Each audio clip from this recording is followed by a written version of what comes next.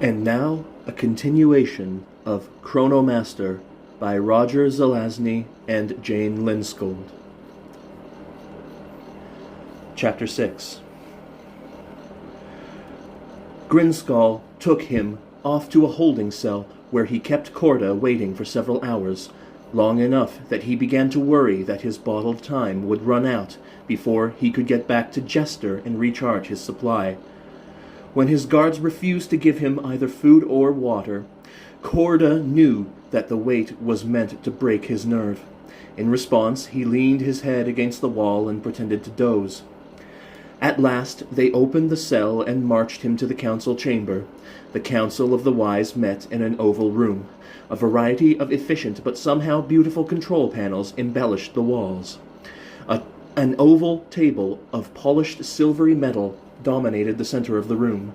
Around this table were seated what had to be the counselors.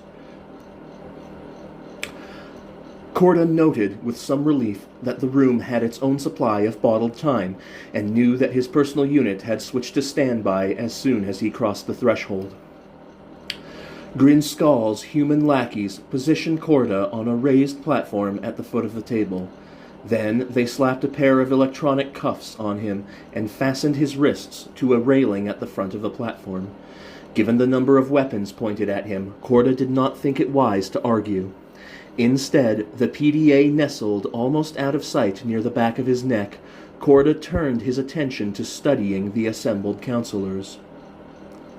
They were an eclectic lot.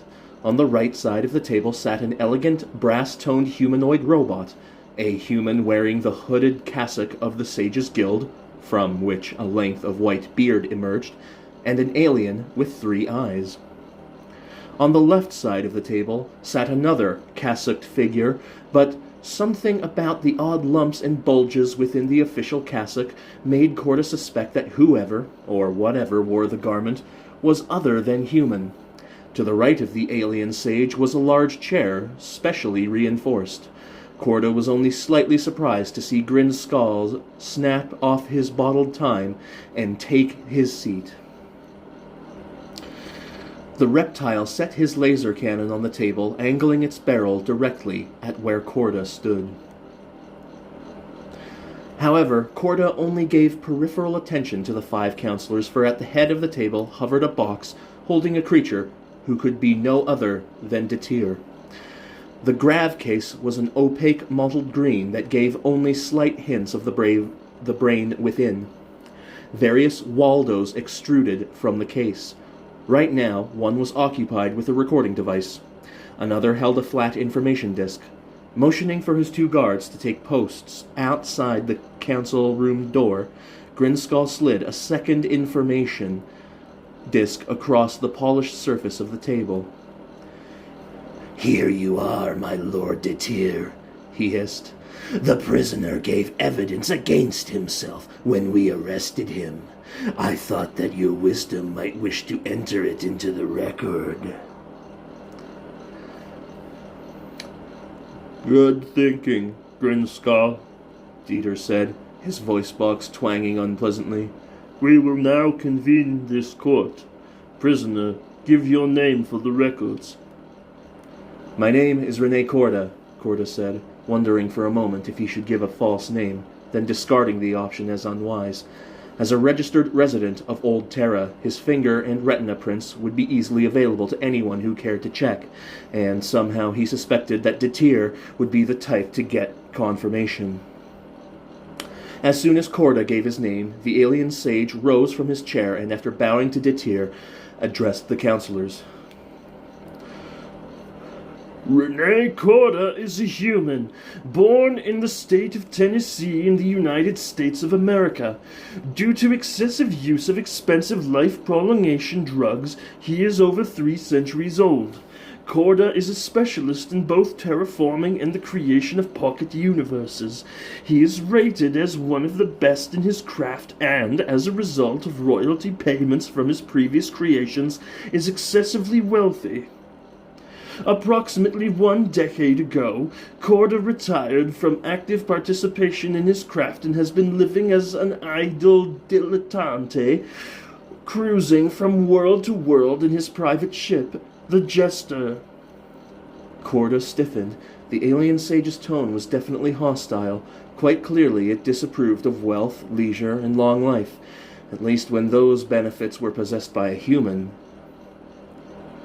Thank you for that information, Quile, Detir said after the alien sage had bowed and taken its seat once more. Prisoner, can you confirm that the facts stated by Sage Quile are in essence correct? In essence, yes, Corda said reluctantly, but... Enter the facts into the record as correct, Detir interrupted. Prisoner, state concisely what has brought you to the universe of herbs. Corda was in a quandary. The Terran regional representative had all but ordered him to keep silent about her government's involvement in this job. If he told Detir and his motley council who had sent him, there could be unpleasant repercussions for Old Terra, and from what he had seen of herbs, those repercussions might not stop with political censure. For a moment, Corda entertained the thought that herbs might have deliberately created the stasis situation as a means of starting a war with the Terran region. Of course, it was hard to fit the stasis of Aurans into the picture unless one assumed that the two universes were allied in the plot. Dismissing that train of thought as paranoid, Corda decided to tell a half-truth. A lie might be too readily detected, especially if those cuffs the guards had snapped onto his wrists were more than simple restraints. Some of the merchant companies in Terran regional space that regularly do business with herbs became concerned when they could not make contact with your universe, he said. They investigated far enough to see that the universe was in stasis. Since they had not been informed that there would be an interruption in the normal shipping schedule, they assumed that there was trouble. With a slight bow to Detir, the bronze-finished robot rose. Now that it was standing, Corda could see that it had a vaguely female shape. Its voice, when addressed Corda, was light and melodious. "Corda, why were you contacted rather than another universe creator?" "As your records note," Corda replied, "I am one of the best in my field. As you may know, reactivating your universe would take someone with specialized knowledge and skills." "So would turning a universe off," Dieter said, after the robot had resumed its seat.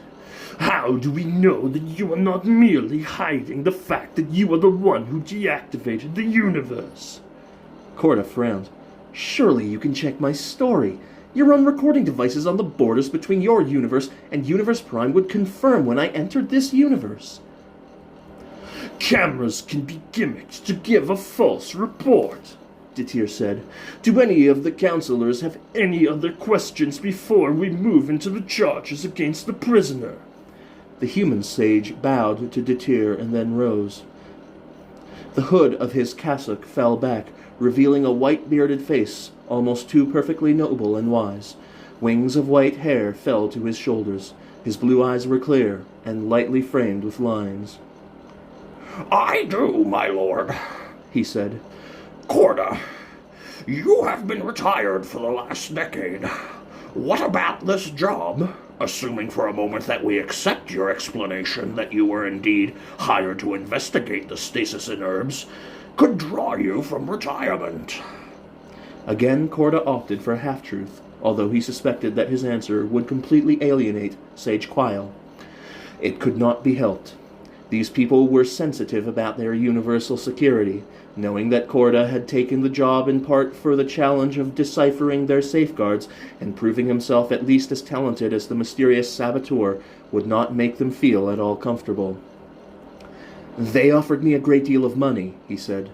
"Although I am wealthy, my dream is to someday craft a universe of my own. I am beginning to see that I have expensive tastes." Sage Quile shook its head, or were those heads under the cassock? The human sage, however, nodded as if satisfied. He bowed again to Detir. "No further questions, my lord." "Thank you, Marcus," Dieter said. We will now proceed to the reading of the charges against the prisoner. Counselors, refer to your readers for full text of the laws and punishments regarding these crimes. Using the distraction while the counselors turned on their readers and called up the appropriate files as cover, Korda subvocalized a comment to Jester through the microphone in the fabric of his collar. "This entire room is under bottled time," he said. "Can you locate the activation unit? If we can turn it off, then we might have a chance to escape." "Right," Jester said, her words printed on the read line in his shades. "Boss, remember that your bottled time was depleted in the holding cell. You'll have less than an hour to get back to the Jester before it runs out." "I remember," Korda assured her. "Check your memory against the route we took to get here. You can guide me out by the fastest path." "Gotcha," she promised. "Boss, there's something odd about this council. Look at Dieter's graph box when one of the counselors speaks. Something changes." Anything else she would have said was cut off when Dieter rapped the gavel that he held in one of his Waldos against the table. Renee Korda, the charges against you include trespassing within a private universe, espionage, sabotage, and interfering with officers of the law in the course of their authorized duties. How do you plead? As much as he wanted to imitate an actor in a video drama and send a ringing "not guilty" into the council chamber, Korda knew that he could not. Technically, he was guilty of at least 2 of the charges presented, and had already as much as confessed to them. He took a deep breath. "Lord Dieter, I plead guilty to 2 of the charges, trespassing and interfering with officers of the law. Of the more serious charges of espionage and sabotage, I plead not guilty." There was a stir among the various counselors. Clearly they had expected him either to surrender or to bluster. Dieter spoke. According to the laws of herbs, the prisoner is entitled to a representative from among our numbers. Marcus, since you are human, I appoint you to represent the prisoner. Korda relaxed marginally. He had expected Dieter to name someone else, perhaps LINDSKOLD, who had yet to stop glowering at him, or the 3-eyed alien who had been sitting as passively as a wax dummy. Sages were known throughout inhabited space for their wisdom and training in a wide variety of subjects. His momentary relief faded as quickly as it had arisen. Sage Marcus was a member of Dieter's Council of the Wise. Certainly Korda could expect little more than well-governed neutrality from him. Sage Marcus rose and bowed to Dieter. My Lord Dieter, I thank you for giving me this responsible position. I will do my best to respect your laws while defending my client. Dieter rapped the table with his gavel. We may as well settle first the charges to which the prisoner has pleaded guilty. R-2F. Please present the case for trespass against the prisoner. The bronze-finished robot rose, bowed to Dieter, and began. The prisoner, one Renee Korda of Earth, pleads guilty to the charge that on or before the present date he did enter the universe of herbs without authorized permission of Lord Dieter. As her pleasant, melodious voice continued outlining the charge in exasperating detail, Korda allowed his gaze to drift away from her to Dieter's gravity box. What had Jester meant when she said there was something odd about it? It looked just as it always had. Opaque, plastic with shadows within, Waldos holding a variety of objects. R2F finished speaking, bowed to Dieter, and reseated herself. Korda barely noticed, his attention completely given to studying Dieter. Dieter spoke next. Sage Marcus, would you present any defense of your client? Please remember that if his trespassing can be justified within the laws of herbs, then his sentence will be less severe. Thank you, my lord, Sage Marcus said, prefacing his remarks with the customary bow. My client claims that... Marcus droned on, repeating Korda's tale of being hired to investigate herbs for some merchants. Hardly hearing the flow of the words, Corda stared at Detir, willing Marcus to finish speaking so that he could confirm the suspicion that was growing in him. When Marcus finished, the sage bowed and resumed his seat. Corda watched carefully. Yes, he had it! He watched as Detir directed Grinskal to present the case against Corda for interfering with officers of the law. Now that he knew what to look for, the change within Detir's gravbox was obvious. Each time Detir indicated a new speaker, the shadow within the gravbox lightened, as if the brain within was suddenly no longer there. Impatience grew as he listened to the farce of the trial unfolding. One by one, the charges against him were examined, Sage Marcus presented counter-arguments, the prosecuting counselor cross-examined, and then Detir moved the court on to the next charge. It was brilliantly done, and had Corda not seen through the deceit involved, he would have been terrified, for it was quite evident that he was going to be found guilty on all 4 charges. Anger replaced terror, however, anger and a certain peculiar gratitude that Detir wanted to present this sham trial. At least the trial was giving the PDA time to make her stealthy examination of the council chamber. Sage Marcus was presenting his argument against the charges of sabotage when the PDA bobbed up behind Corda's ear. "Boss," she printed on his read line, "I've located the bottled time for this room. It's almost directly behind you. If I had turned right instead of left, I would have found it almost right away." She seemed so forlorn that Corda wanted to smile at her in reassurance. Right now, he couldn't afford to give the show away. "Good work," he sub-vocalized. "Drop down out of sight below the level of the table and see if you can figure out how to undo these cuffs. Whatever you do, stay out of sight." "Gotcha, Sugar Pop," she answered, covering her descent behind the bulk of his torso. Corda spoke aloud, completely ignoring the flow of Sage Marcus's words. "Hey, Grinskal, I think Marcus is going to have trouble with everyone's charges but yours. You're about as lousy as a speaker as I've ever heard." His eyes narrowed slightly. Corda watched Detir's gravbox. Yes, there it was, darkening as the brain returned to home base for a moment, then lightening as Detir teleported to Grinskal. Jester had put him onto it. Corda owed it to her. Without the computer's suspicions, he would never have caught on that there was no council of the wise. There was only Detir manipulating a variety of mechanical bodies. The ritualized bow was to permit Detir time to teleport between bodies. Probably each mechanical body had its own series of automatic motions so that no one would notice when they were empty. Any silence would be taken as respect, both for Lord Detir and for the serious nature of the business at hand. "Corda!" Grinskal roared, his fangs flashing as he scooped up his laser cannon. "I could blow you away as a fit reward for your impudence." "Why don't you?" Corda taunted. "Your boss is going to have me shot anyhow. Why don't we get it over with so you can get on with whatever other important business you people have, like trying to decide who can suck up to Detir best?" Grinskal roared with an inarticulate anger. The cannon leveled its aim.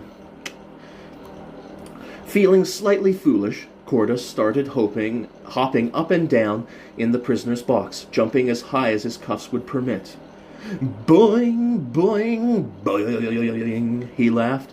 "It's a kangaroo court and you are all a bunch of dumb bouncing bunnies, some rulers for a world of warriors." As he had hoped, this last was too much for Grinskal, or rather for Detir. Corda saw the reptile's massive finger tighten on the trigger, saw the tip of the laser glow. Then he dropped, falling to the floor in mid-bounce. The laser beam shot over his head, coming so close that he felt his hair crackle. His bouncing, however, had shown him the precise limits of motion that his cuffs permitted, and he escaped injury. From the sudden lack of sound and the change in the quality of the echoes, Corda knew that he had succeeded in making Grinskal blow out the room's bottled time. Now all that remained was escaping. Jester's PDA floated alongside the cuffs and played a quick electronic waltz. "They're off, boss," she said. "Let's blow this pop shop." He rose and, with effort, scooped up the laser cannon in both arms. We're going to need to deal with the guards outside this room, he said. You open the door for me. Right. It is amazing how much a laser cannon big enough to hole an armored tank does to convince people to be reasonable. At Corda's polite request, the two guards threw away first their weapons, then their bottled time, effectively putting themselves into stasis. Corda retrieved the latter and took one of the handheld blasters the guards had discarded. The laser cannon was too heavy to be truly useful, so Corda left it on the floor, first fusing the trigger mechanism with the force rod setting on his UT. As an afterthought, he took the medals and officer's insignia from one of the guards' tunics. If Herbs was as bound by military hierarchy as he was coming to believe, they could come in handy. "Now what?" the PDA asked. "We do the job we were hired for and reactivate this universe," Corda said. "You mean you're not going back in there and shooting Detir?" Jester asked, her voice plaintive. "No," Corda said, starting off down the hallway. "We weren't hired to do that. By his lights, Detir may have even been in the right." "But he was going to have you killed," Jester said. "True," Corda agreed. "But by luring him into Grinskull's body, I was able to deactivate his ability to move through stasis. Remember? Grinskull turned off his bottled time when we came into the council chamber. I'd guessed that Detir would have some on standby in his own grav box, but I gambled that he wouldn't have outfitted each of his bodies that way." "Quite a gamble, Sugar Pop," Jester said admiringly. "Not really," Corda said. "If he had been equipped with bottled time, I still should have had the jump on him and could have taken his laser cannon then." "And if you couldn't have gotten to it in time?" Jester asked. Corda chuckled. "I would have dived under the table and hoped that Detir didn't want to shoot his own council chamber up any more than he already had." They regained the Jester without further difficulty. After launching them back into the stratosphere, Jester appeared on her holopad. The expression on her pixie features was pensive. "Boss, do you really want me to set course for the fort?" Corda nodded.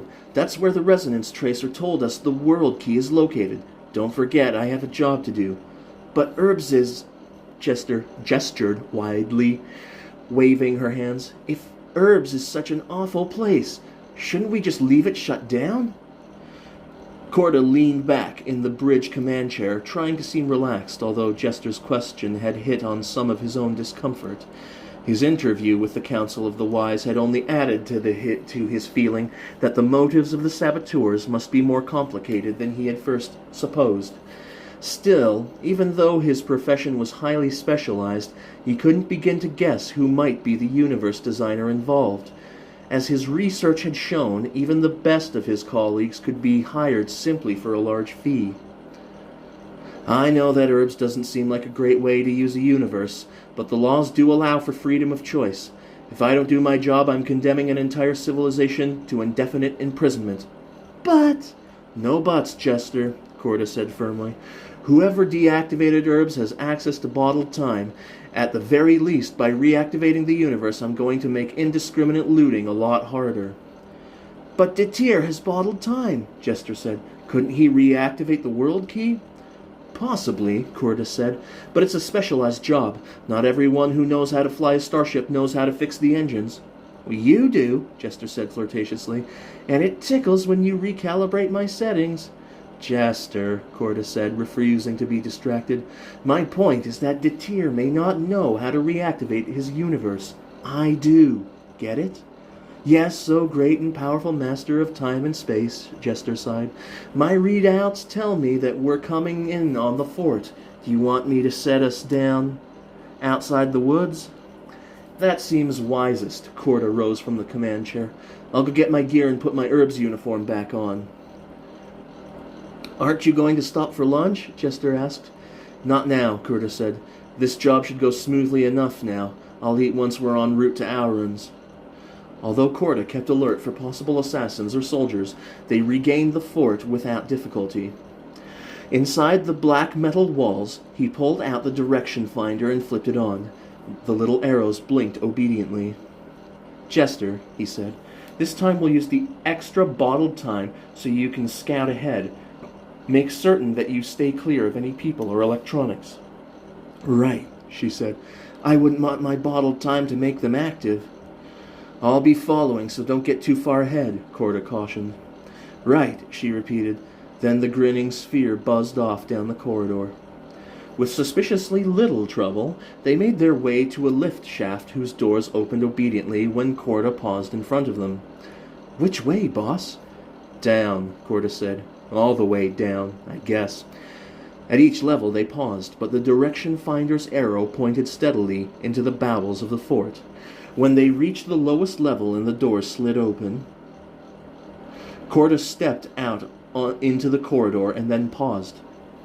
Do you hear that, Jess? He whispered. Voices, she said, somehow managing to make her mechanical eyes seem wider. Someone here has bottled time. Probably one of Detier's emergency measures, Corda said. He motioned the PDA ahead. You scout, but be sure to stay out of sight. Detier's soldiers may shoot first, especially if they've been notified of our escape. The PDA flitted down the corridor. He followed more slowly. A few moments later, a message line marched across the bottom of his shades. Boss, I want to beam you an image. This is too weird for words. Immediately following the message, an image took form in the shade's interior. Although it was superficially quite solid and complete, if Corda tried, he could see through the image.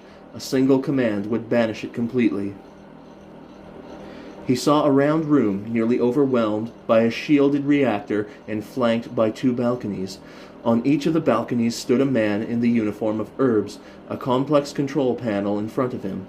Far from being the impassive drones Corda had grown accustomed to finding on herbs, the 2 soldiers were shouting angrily at each other. Keep away from that button. If you press it, you'll shut down the reactor, and I'll have to start it up again before I can follow my orders. The one on the right was shouting. Follow your orders? The one on the left rejoined. Joe, have you thought about your orders? If you follow them, the reactor will blow and destroy everyone in this region. Maybe everyone on this planet. I know my duty, Frank, Joe responded. Our planet has been invaded. We must destroy it rather than give it to the invaders. Corda began advancing down the corridor as the men continued to argue. Soon he could hear their words with his ears as well as through the audio projectors in the earpieces of his glasses. Let our armies defeat the invaders, Frank pleaded. What else are they meant for? What else have they trained for? Surely Lord Detier will give conventional military tactics a chance before stooping to mass destruction. My orders came from Lord Detier himself, Joe said. As you know very well, civilization can be rebuilt from the ashes of our great sacrifice. Frank looked as if he might launch himself at Joe. Corda decided he'd better intervene quickly before Joe had a chance to push the button. He strode into the room, making certain that his uniform tunic was straight and that his newly obtained officer's badge and medals were clearly visible. Sir! Frank was clearly relieved when Corda appeared. Have you come to rescind the order? Order? Corda snapped, in what he hoped was a superior officer tone of voice. The order to detonate the reactor, sir, Frank said. It came through about 15 minutes ago. I've been trying to convince Joe that we should wait until we have confirmation, but he insists that an order is an order. And what is your excuse for asking questions? Joe said snidely. Clearly his self-assurance was bolstered by the presence of an officer. The message could have been a false one, Frank said. We haven't been able to raise headquarters and ground zero since it came through. There's interference of some type. Corda reflected silently that the absence of time would prove to be an ideal jamming field, if a bit hard to effect in most instances. While the 2 soldiers had presented their cases, he had scanned the room. The direction finder gave no further indication of where he should go, so the world key must be here. Boss, you've got to do something, Jester printed on his read line. Corda nodded. I know. He studied the soldiers, thought about what he had learned about Detier, about the civilization of herbs. His hand steady, he raised the handheld blaster he had taken from one of Grinskull's men. Frank, step back from that console or I'll shoot. You should know better than to question the orders of Lord Detier. But... Step back, Corda motioned with the barrel of his weapon. "Just as the heroes of the fort stood fast in ancient days, so must we now." Frank's eyes widened in terror, his mouth shaping a perfect O as he realized that Corda intended to support Joe. Beneath Corda's ear, the PDA was bobbing frantically. "Boss, you've gone crazy!" Jester wailed. For his part, Frank dove toward the button on his console that would deactivate the reactor. "If I'm gonna die," he shrieked, "I may as well die for something I believe in. Maybe I can delay this insanity." Reluctantly, for he admired the man's devotion to ethics, Corda pulled the trigger. A bolt of blue light caught Frank in the center of the chest. Like a puppet whose strings have suddenly been cut, the soldier slid to the floor. Corda leveled his weapon at Joe. "Press the button, Joe." The PDA was orbiting Corda now, a small, fast moon around a vast primary. "Boss! Boss! Boss! Boss!" The plea came out in a stream so fast it sounded like one word. Joe nodded to Corda and saluted. Then he pressed the button. The circular chamber flashed retina-searing white and then dull, bloody red. Beneath Corda's boots, the floor shuddered. A wind, hot and stale, blew from all directions. When it ceased, the room was transformed. It was still circular, but the balconies were gone. So was the reactor. In its place stood a familiar control panel, the world key. Hovering in the air above them all was Joe. He no longer seemed human. He spun face down, viewing them from a face in which only the eyes lived. Limbs dangled loosely, making him seem grossly distorted, as if he had become a 4-footed creature. Corda raised his blaster and took aim. Detir. "That is correct, Rene Corda." The voice held the same unpleasant twanging as it had in the council chamber. "I tried to frighten you away by shooting the robot in the Garden of Honor, but you remained unafraid. You freed the Auranzan spy and yet stood before my judgment as if you were an innocent, daring claim that you acted for my own good. Even after you escaped my guards, you persist in invading to my universe's most sacred core. Why?" "I told you," Corda said. "I was hired to start time running again, and, if possible, to find the person or persons who did this to you." Detir's chuckle sounded like two discordant chords being played on an out-of-tune banjo. "Still you say that? Very well. Start time again in my universe." "And what will you do to me when I'm done?" Corda asked. "Why should I do you a service if I'm going to be executed afterward?" Good point, Corda. Very well. I hereby dismiss any and all charges against you on the condition that you reactivate my universe and leave with the minimal amount of further interaction with my people or property.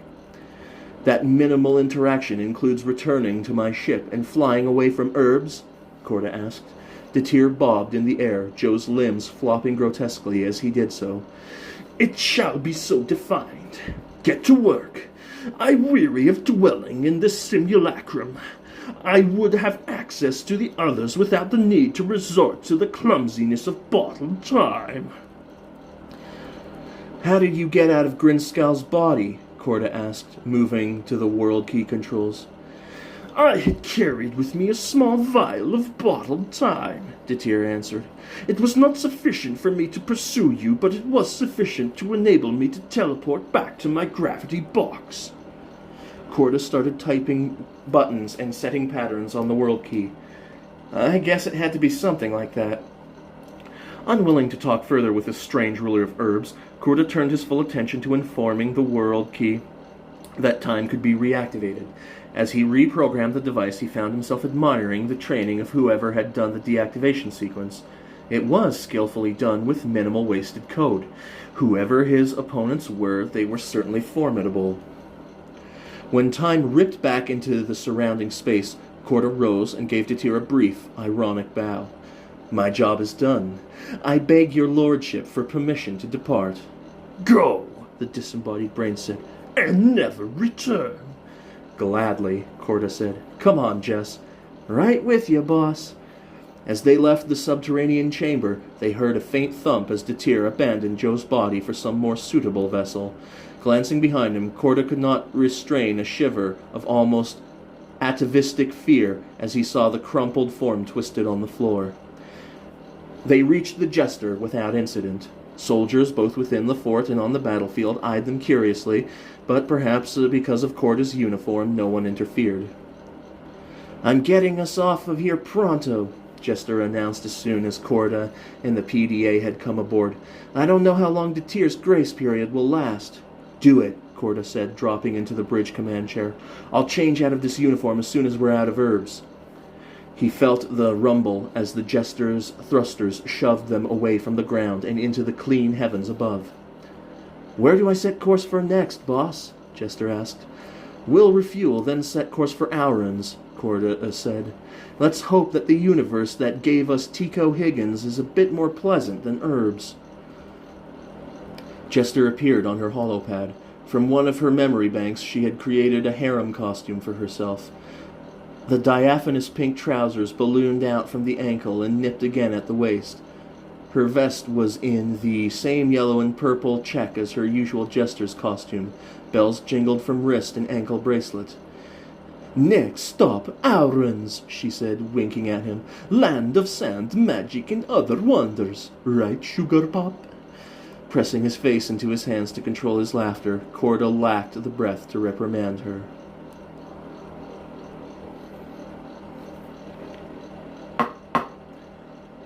Interlude. Detir's private spaceship, the Endgame, was large and bristling with weapons. That there were more weapons than even a trained observer might realize was Detir's secret pride. As a disembodied brain, he did not need more than a small life support capsule to be comfortable. The ship had been built without cabins, without a galley or exercise station.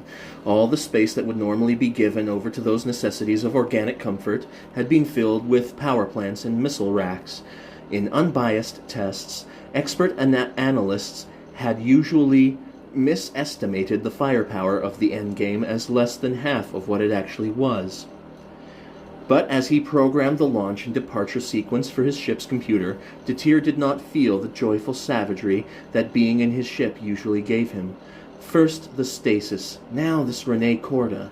He felt certain that Korda had been lying, that some of the colorful events in Detir's past were catching up with him at last. Once he was out of the universe of herbs, Detir prepared a message missile. He doubted he could beat Korda to Aurans if, as he suspected, that was Korda's destination, but a message missile set to burn itself out in a one-way journey could travel faster than any manned ship, or even a brained one like the Endgame. Detir cast his message in cool, formal language. It would not do for Dwister to believe that he was nervous. This was simply information sent as a courtesy from one ally to another. Yes. To Sheik Dwister of the Aurans, from Detir of Herbs. Greetings. The universe of herbs was put into stasis by a person or persons unknown. Reasons for this undoubtedly hostile action unknown. Time restored to herbs by one Renee Korda of Terra. Motives unknown but suspect. In interest of our common past, I send you warning. Warning is also being forwarded to Alacra in Fortuna. I am progressing in Endgame to Aurans for private conference on whether our cell needs to pass warning elsewhere. Had Detir possessed a head, he would have nodded sharply with satisfaction as he reread his message. There, enough to warn Dwister, enough so that skinny, costumed pretend warrior could not say that Detir had failed in his duty to their alliance. He checked his course plot, reduced his speed slightly. There was no need for him to hurry over much. Let Dwister deal with events as Detir had. It would make him less volatile, more receptive to counsel. Detir signaled his computer to download some information stored in files so secret that, even at the speed of thought, Detir spent 5 minutes removing the security safeguards. Then he began to review a history of the Pasqua wipeout, a military atrocity still shrouded in mystery, largely because, as far as he knew, Everyone who had witnessed it was now dead or a mind-wiped slave. Everyone, that is, except for Detir of Herbs and 6 others.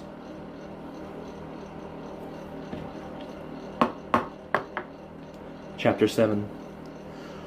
Corda was rested and alert when Jester announced their arrival at the entry point for the universe of Aurons.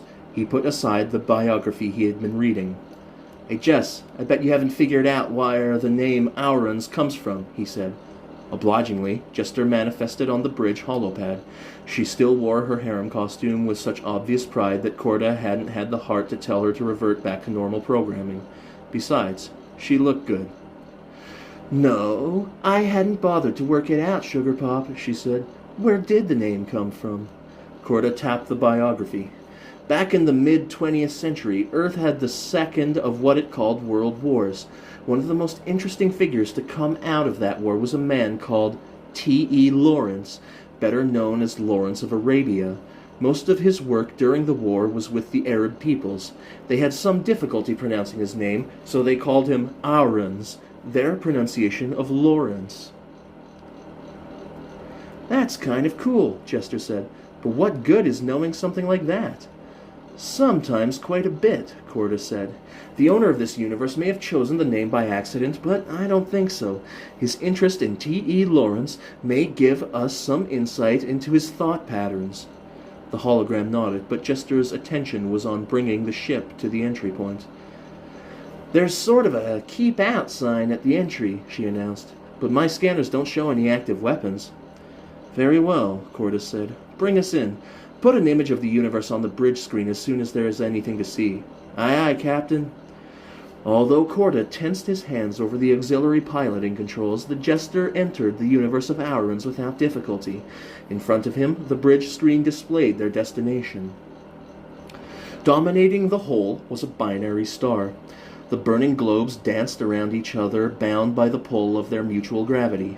Examining them, Corda knew that if one speeded up time so that their motion could be observed faster than real time, their interdependent orbits would resemble an infinity symbol etched in fire on the black heavens.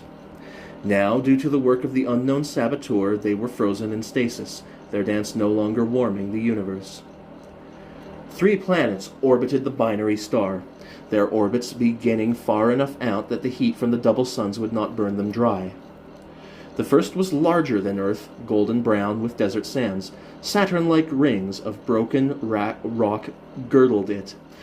The second was blue and green, like Earth, although it lacked the first planet's spectacular rings. Wispy bits of cloud, white, drew the eye, making it seem cool and inviting. The third planet was a gas giant, striped in yellow, red and orange. "Scanning shows that both of the first and second planets have evidence of habitation," Jester announced. "The first planet is only sparsely populated. The second shows several major cities." "Set course for the first planet," Corda said. "My bet is that's where they hid the world key." The hologram spun to look at him, harem bells jingling as she turned. "Why, boss? The other planet is so much more Earth-like and pleasant.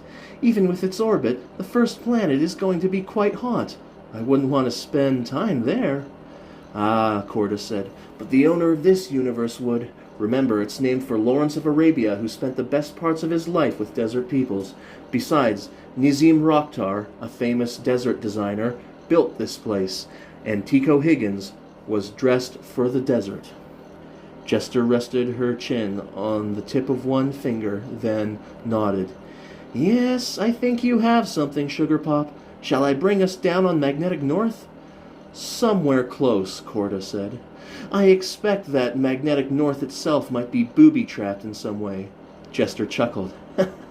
"And whatever else you are, you're not a booby, right, Sugar Pop?" Corda mimed tossing something at her, and the hologram blinked out.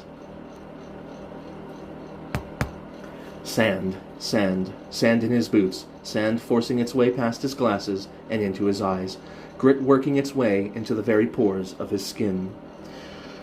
The sandstorm had blown up the moment he stepped out of easy reach of the Jester.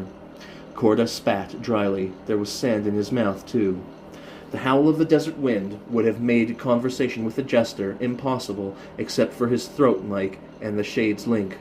Now, despite the aching dryness in his mouth, he tried to shape a question for Jester. Jess, can you guide me back to the ship? No go, Sugar Pop. In spite of the lightness of the response, Corda could tell that the computer was worried. Why not? Give me a pattern of audio tones to follow. Make them louder as I get closer. I thought of that. The computer seemed offended. Problem is, the sand here is seeded with some particle that's interfering with my comm system. As is, I'm only reaching you through a wide beam transmission. Figured that with the stasis no one would be likely to eavesdrop. Corda frowned. He forced himself a few more steps in what he hoped was the right direction before answering. So I'm lost, he said. That's about it, boss, Jester agreed via the reed line. I mean, I know roughly where you are, somewhere in that swirling cloud of sand, but I can't reach you, and you can't see to find me. Great. Corda considered his alternatives. He could disconnect his bottled time. When it went off, the sandstorm should die down too. Then Jester could figure out a way to retrieve him. The problem was that whatever the ship did would involve reactivating the sandstorm. His other alternative was obvious. He'd just have to put one foot in front of the other and hope that he walked out of the sandstorm, or that the winds died down, before his supply of bottled time ran out. If that happened, Jester would end up rescuing him anyhow. Some vague feeling that he should at least go out fighting kept him struggling against the sand and wind, but his exposed skin was scoured raw by the swirling particles. His ears ached from the shrill wails of the wind. Half delirious, Corda was trying to convince himself that the wind wasn't really laughing at him when the toe of his boot struck something solid. It was too small to be the side of the ship, but when he bent to touch it, he found not a rock or a bit of wood, but something smooth and gracefully curved. Kneeling beside it, Corda pulled his finger from the sand. The wind's howls rose in intensity, blowing him a few steps, but he kept his grasp on his hands traced the curves. It was a bottle with a long neck, rather like a wine bottle. The urge for a cool drink overwhelmed any caution that remained to him. Corda held the bottle near his mouth and pulled the stopper. As he tilted the neck of the bottle to drink, he became aware of a feeling of disorientation. His knees weakened, and he tumbled to the sand unconscious.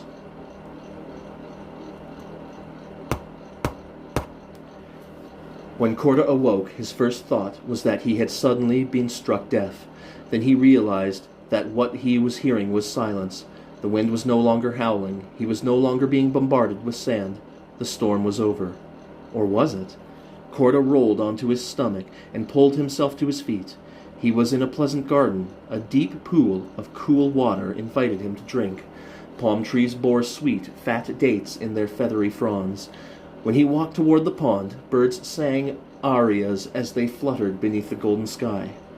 Golden. Corda craned his neck and looked as far up as he could. What he saw confirmed his first impression. He had not escaped the sandstorm. Somehow he had penetrated to its heart. On all sides were swirling walls of golden sand that peaked in a cone far overhead. With a chill, he realized that the storm would not have died down. If he had not been lucky enough to stumble into its heart, he would have wandered in it until his bottled time ran out or he was worn into nothing. But had it been merely luck that brought him here? Corda went to retrieve the bottle he had stumbled on in the midst of the storm. It was nowhere to be found. The only evidence that it had ever existed was the imprint of the top where he had held it firmly grasped in his right hand. "Jester?" he called experimentally. There was no answer. The PDA still bobbed near his shoulder, but it did not respond. Apparently the force of the storm was completely cutting off communication between him and his ship. No more brilliant thought occurring to him, Corda decided to walk to the pool. Perhaps after a cool drink and a few dates, his head would clear. Without the PDA to analyze the water for purity and the dates for poison, Corda knew he was taking a gamble, but the same desperate dryness that had led him to try to drink from the bottle during the sandstorm drove him to drink and then, thirst satisfied, to eat. The water could not have tasted better if it had been the wine he had envisioned the mysterious bottle holding. He drank thirstily, the beginnings of a thought worrying at the edges of his mind. Nothing more occurred to him, so he picked and ate some of the fruit. Refreshed, he lay back against the sand dune and contemplated the golden sky. It looked peaceful, like something spun from glass, but he knew if he walked closer, the storm would reawaken to its full fury. Glass? Bottle? The idea was patently ridiculous, but it would not leave him, even when he tried to push it away. Could he be in the bottle? The more Corda weighed the idea, the more it appealed to him. Tico Higgins had told him that magic worked on Aurans, a magic of creatures and things rather than spells. Corda had picked up the bottle, and when he opened it, he had found himself here. Perhaps instead of the bottle spilling water out, it had sucked Corda in. Corda sat up suddenly. Jester would be frantic. His own bottled time would run out. He had no leisure to spare lounging in the sand. He checked the indicator in his shades. He had about 6 hours left. If he did not figure a way out of this bottle first, and then the storm within those 6 hours, he would be stranded at best until someone else reactivated the universe of Aurans, at worst for the rest of his life.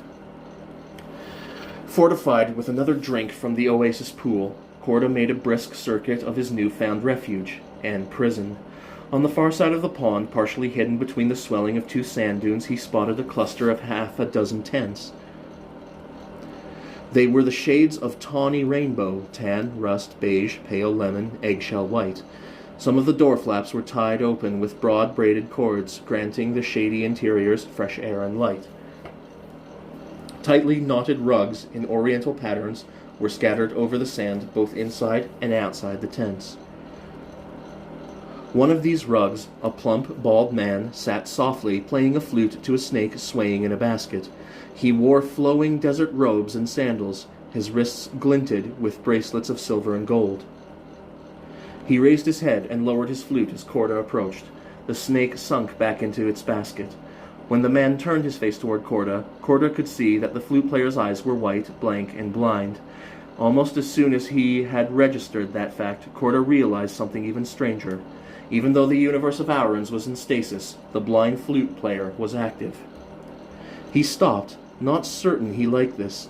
In Herbs, those who had bottled time had been the servants of the distinctly hostile Detir. Would Dwister of Aurans be any more trusting? "Come closer," the blind man said, his voice deep and slightly gravelly. "Who is it that moves over silenced sands?" Corda considered retreating, but discarded the notion immediately. He might never find his way out of this bottle without help. Alienating the blind man would be foolish. Walking closer, he answered, "It's me, Rene Corda of Old Terra." "Rene Corda of Old Terra?" The blind flute player smiled slightly. "What brings you to Aurans, stranger to our sands?" Corda paused, considering how much to say. "I seek to learn why this universe has been put into stasis and to reawaken it once again." "Ah, admirable," the blind man said. "But how will you achieve this goal trapped within this bottle?" Corda shrugged, realized that the blind man could not see the gesture, then elaborated. "I really don't know," he said. "There must be a way out. I'll just have to find it." "That may take time," the blind man said cryptically. "And time is one thing that you have little of, is it not?" Reflexively, Corda glanced at the indicator in his shades. Less than 5.5 hours remained. If he didn't get out of this bottle and back to the Jester within that time... "No," he said. "I don't have as much time as I could wish. However, I may have enough. Tell me, sir, how is it that you were not completely captured by the stasis?" The blind man smiled and held up a glowing green unit of bottled time. "I was prepared for an eventuality such as this," he said, "before I came into the bottle oasis." "Did you have warning?" Corda asked. "No," the blind man shook his head. "No, Rene Corda of Old Terra, I did not, but Arabu the Trader has learned to prepare for many eventualities." "Arabu the Traitor," Corda repeated. "Is that your name?" The blind man bowed, although he did not rise from his seat on the carpet. "I have been called that. Arabu is the name that I am best known by in the universe of Aurons. Do you know other universes? Korda asked. Many, and I have heard your name in some of them, Arabu replied. That makes me believe your story of why you have come to Aurons. However, you do not have time for me to speak of my travels. Your time is running out even as we speak of such polite inconsequentialities. True, Korda said. Do you know the way out of this bottle? Arabu smiled, his blind eyes focusing on nothing. I do, he said. But what will you give me if I tell you how to leave this bottle, to evade the sandstorm, and to go on your way? I am a trader, you understand, and I give nothing for nothing. Korda frowned. I don't have much with me, just my bottled time and the tools of my trade. I have food and some goods on my ship, but I'm cut off from that now. Arabu's smile did not fade. In fact, Korda had the impression that he was vaguely pleased. Since you have nothing I want, he said, would you consider performing a service for me in return for the information you desire? Korda hesitated for only a moment. Time was running out. If the service does not invoke killing someone or gratuitous injury, I will do so, he replied. Arabu nodded. The service I wish involves neither. Now sit with me. Have some iced wine to drink, some sherbet to eat. According to the customs of our people, if we share a meal, we are bound not to injure each other. Beats a peace treaty, Korda said, folding his legs under him and accepting the refreshments Arabu brought from one of the tents. I agree, Arabu said. Now let me tell you what I wish from you, my daughter. My daughter Miriam sleeps in one of these tents. I brought her with me to this place for her own protection. I wondered what you were doing in a bottle, Korda said, sipping his wine.